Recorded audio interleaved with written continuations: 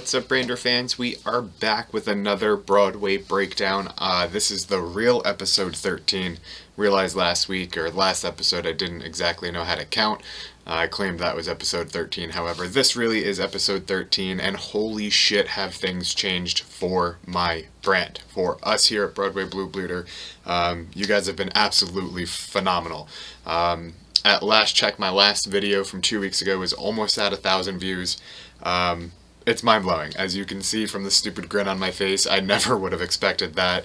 I never would expect it to be at 120 subscribers right now. I do know I did say there is a giveaway at 100. I am working on it, I promise. Stay tuned for more information on that. It's been wild though. Found out last week I got a custom YouTube URL, so now it's much easier to find me. Tell your friends. You can find us now at youtube.com/BroadwayBlueBleeder. No need to search anymore. I'm just right there in the search engine. It's fucking awesome. So thank you guys. It's been great. It's, you know, the comments, the feedback, the banter, it's all been great. I do read it all, I promise, even if I don't answer all of you guys. Sometimes it's best to let you guys have your own discussions instead of me jumping in with my opinions all the time. But I do see them all. I do appreciate them all. You guys have been nothing short of amazing. Thank you. And like I said, Broadway Breakdown episode 13, just going to break down some of the roster moves that have gone on the last 2 weeks. Nothing big has really broken. Rangers did sign a couple players, filled out their bottom six, filled out the rest of their defense. We're going to break that all down in today's episode. So we will start off with the Patrick Nemeth officially signing with the New York Rangers. It's a great deal. It's for 3 years. I believe it's 2.5 AAV. He's great. You know, he's going to be a great stay-at-home defenseman for the third pairing defense, whether that be Nils Lundqvist, whether that be Zach Jones, Brendan Schneider. You know, there's tons and tons of guys that could fill out that fifth and sixth role, but now we have Nemeth. He's, like I said, he's a very good stay-at-home defender. He's going to allow the kids to do what they need to do on the offensive side at least.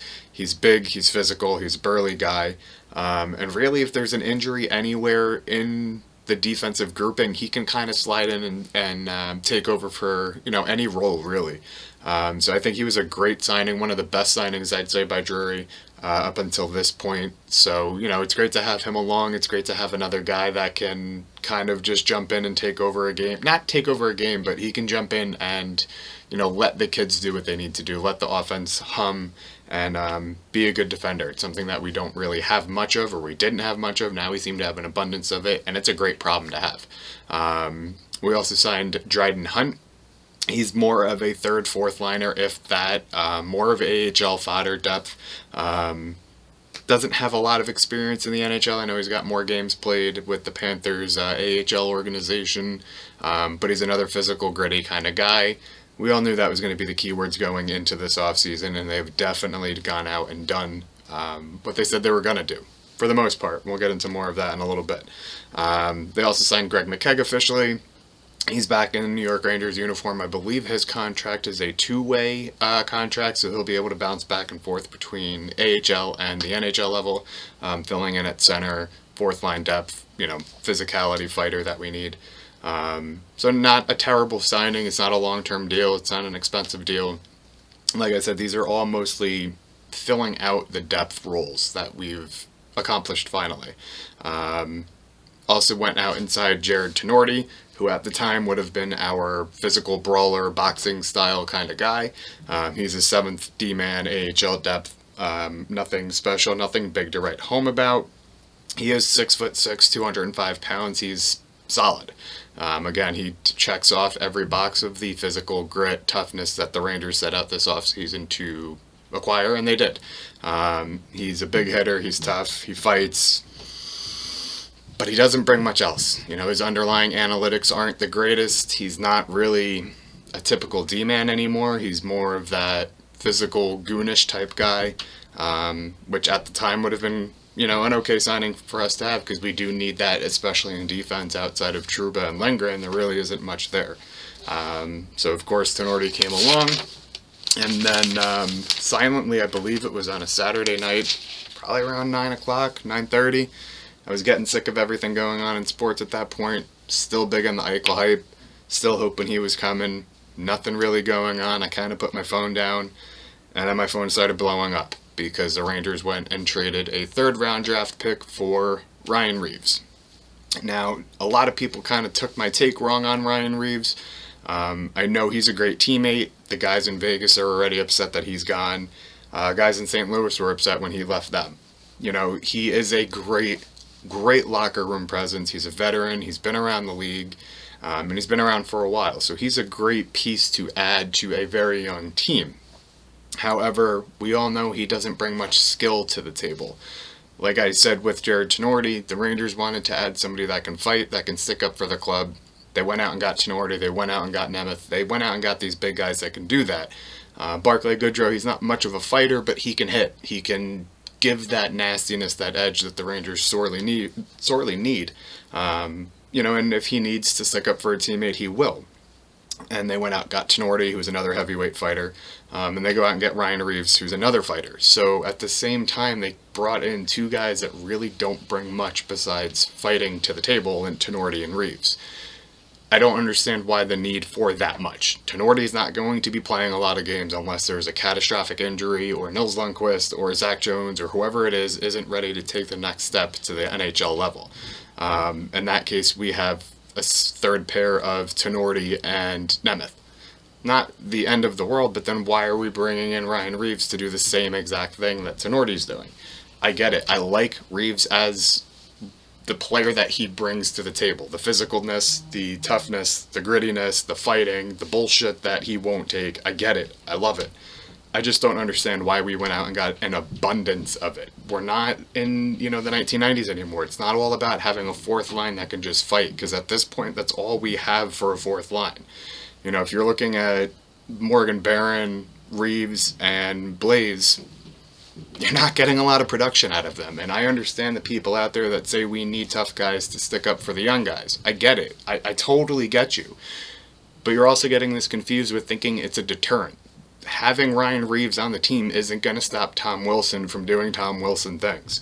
It's just going to mean that Ryan Reaves now has to do something to somebody other than Tom Wilson, because Wilson will be punished for what he did. It's just an endless thing that goes on and on and on. It doesn't stop it from happening, it just gives an answer to it.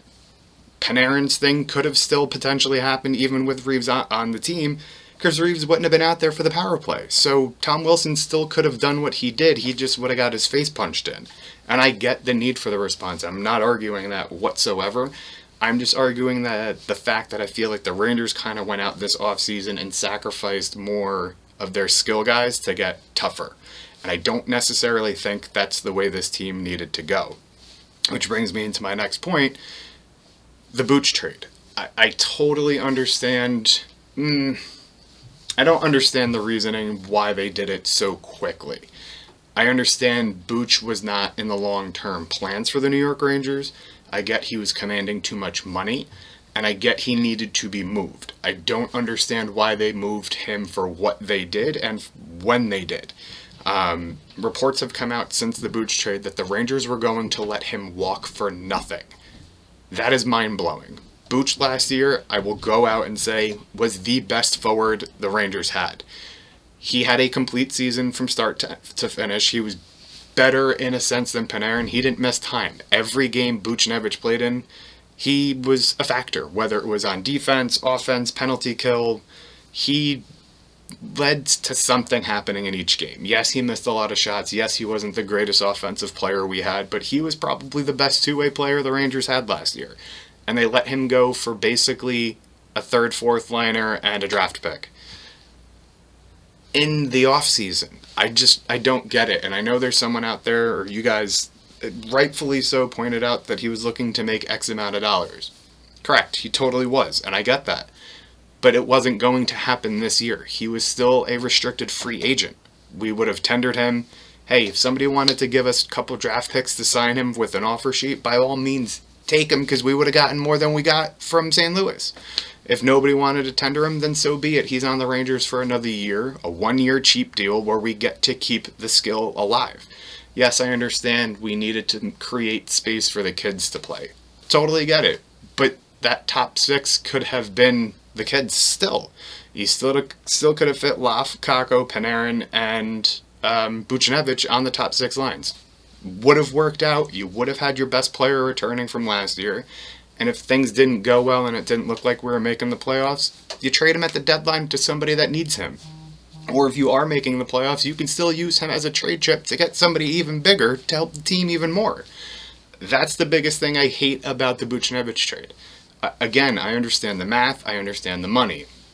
What I don't understand is why they did it when they did, when they're saying they needed to use the cap space. We still have that cap space. It hasn't been used yet. Maybe it's for Plan B at center. Maybe it's for Plan C. Maybe it's just there as a cushion to sign our guys. Who knows? But Chris Drury came out and said the reason Booch was traded was financial reasons for this season. We've yet to see the benefits of the financial reasons. Maybe it's still coming. There's still a few weeks to go until training camp. But at this point in time, it doesn't seem like they're really doing much else. Something does have to give at some point, because one of two things are going to happen. The Rangers at this point, as constructed, are looking at a top six full of youth. They are going to need these kids to make giant leaps between last year and this year. Lafreniere needs to become more of a scorer and the number one pick that he was. Kakko found his defensive game. He needs to find his skating game and his finishing touch that he showed in gallons and gallons and gallons of talent before we drafted him. And Vitaly Kravtsov needs to become the player that we all think he could be. It's three kids in the top six that you're going to have to rely on to take a giant step forward. You're also having to rely on Lindgren progressing, on Keandre Miller progressing. Yes, Adam Fox is a Norris Trophy winner, but he's going to be in a new system. We have to make sure everything just goes smoothly, and I think we're banking on a lot of things to go right with the way the roster currently is. And again, there's a giant logjam. And please don't take that wrong with Fox. I'm not saying he's going to be bad in any sort of way. I'm not worried about him. He's young still. We have to rely on a lot of young pieces. That's the only point I'm trying to make there. But going back to the forwards position, there is a logjam. As of right now, the Rangers have Kreider, Hedl, Kravtsov, Panarin, Kakko, Loff, Goodrow, Blaze, Reeves, Rooney, and Barron as potential wingers, maybe center. That's a lot of players for, 8 spots. Something has to give, which leads me to believe there is a trade coming. A lot of people out there have been arguing that Ryan Strome is fine as a second center. Yeah, he's fine. I'm fine with him being there. I'm not thrilled with him being there. I'm not pissed that he's there. I'm okay with it. But the Rangers themselves have come out the last 3 seasons, or season and a half, saying they've been trying to trade and improve Ryan Strome. So if that's the message you've been sending, something has to happen there. They don't believe he's the center number 2 for the New York Rangers. So they have to do something to upgrade him. That's not me saying that. That's the Rangers themselves saying that. So something's going to give. Whether they trade Ryan Strome for winger help to fill out the top 6 future picks, I don't know, but I don't think Ryan Strome is on this team come opening night. If he's not on this team opening night, who takes over center number 2? The big name out there right now is Evgeny Kuznetsov from Washington. He's an upgrade from Strome, I think. His contract isn't the greatest contract. I don't think Washington's going to want to retain any of his money, so that's going to be tricky. I also don't think it's smart to trade any of our draft assets or future picks to Washington for a guy that's pretty much said that his heart's not in it. He likes to do the white stuff, and I'm not talking about ice skating. It's well documented. He's gotten his cup. He's kind of done. Is coming to New York going to make things better or worse for him? Is that the risk you want to take? Do you want to go younger? Elias Pettersson's still out there. I really don't think we offer sheet him as much as I think the NHL should, but the good old boys will never do that. There's not a lot of options out there, and time is running out. I do still think the Rangers are in on Eichel, despite the reports coming out saying Drury's not interested. We all know he's interested. We know the Rangers are interested in Jack Eichel. They're trying to drive down the trade prices. Buffalo's not budging. Something's going to give. Whether he goes out west, comes to New York, I don't know. But this team is not done as currently constructed. And for those that don't want Eichel, I understand the injury concerns, I understand the money concerns, I get it. But let me ask you a question. You're concerned with his injury history, his contract, and his production, that he's not a good face-off man, whatever it may be. What about Mika? I'm just as concerned about Mika's concussion history, his age, and his next contract as I am with Jack Eichel. The entire plan with Jack Eichel is to have him along with Mika. The Rangers could potentially have two giant Stanley Cup contention windows over the next 9 to 10 years. You have your 3-year period now, 2-year period this season, next season, where you can potentially get something done if Eichel's on this team. And then you'll still have your kids to come up and have their window. You're going to have Lafreniere cheap for the next few years. You're going to have Kakko cheap for the next few years. There are multiple windows that are going to be opened. Once you get Eichel, you can keep those windows open, maybe that entire period. You can seamlessly move on from Zibanejad if and when his play style starts to get, come in decline. If he gets that injury that is one hit away from ending his career, you don't have to worry about not having center depth if Eichel comes along. I get Eichel's injury concerns. Reports are out there being blown up that nobody's ever had this surgery done to them. No professional athlete. That's just wrong. No NHL athlete, NHL player has had this surgery. There are other players in other sports and in hockey itself that have had this surgery, but you have to be careful because you're saying no NHL player. Doctors have come out and said it would be safer to do this because there wouldn't be long-term ramifications from this, whereas the other procedure that players have had in the past could lead to decrease in his play quicker. It's all about who you want to believe, what you want to believe. You just have to make sure you're doing the right research on it. And really, to give away what the Rangers are offering to give away, you're not losing much. I went over, the amount of guys we have currently on the lines. The Rangers are looking to trade for Eichel, giving up either Strome or Hedl, Jones, Nils, or Schneider, potentially Kravtsov, Georgiev, and a first. Those are all role players at this point in time. Why wouldn't you do that trade? And if they can retain some of the salary, even better.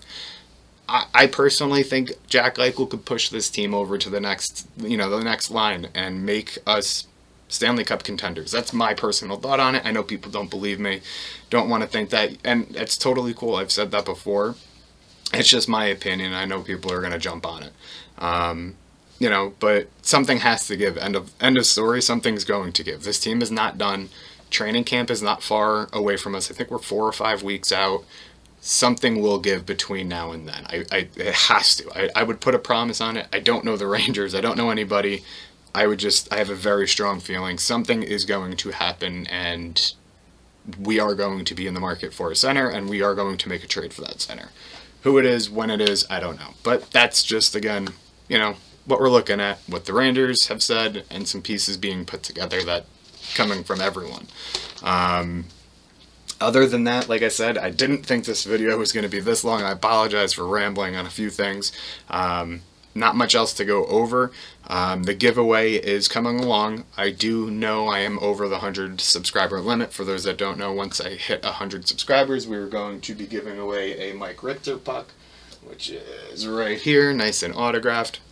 I'm going to be coming out with an email sign-up list. It's going to be the easiest way to get names entered. I'll put it up for a couple weeks. Once those weeks are over, we're closing it. We're going to draw one at random, and I'll contact you for your shipping stuff, shipping information. So keep an eye out. I'm going to put out a little short video sometime this week, hopefully Wednesday, once I get the email list up and running. You guys be able to put your email in there. It'll be in the link description below as well. Once that gets up and running, I'll update this video, so you guys can just click on that. I'm going to be moving my shorts from the Broadway Blue Bleeder shorts page over to this video, so that's coming this week as well. And thinking of doing a mailbag maybe for the end of August, so if you guys have any questions you want answered in the next video, drop them below. Click on any of the social media links that are in the description as well. Drop questions there. You can always reach out to me through direct message as well. And hopefully next time we get in touch, the roster will be a little bit more in shape, at least the top 6 will be, and we'll see where this team goes from there. I think it is going to be a very exciting year in Rangerstown. I do think some of these players are going to take the next steps that we need them to. I just don't know if it's the greatest thing to rely on them solely to make that step, but we'll see. Until next time, let's go Rangers. Thanks, guys.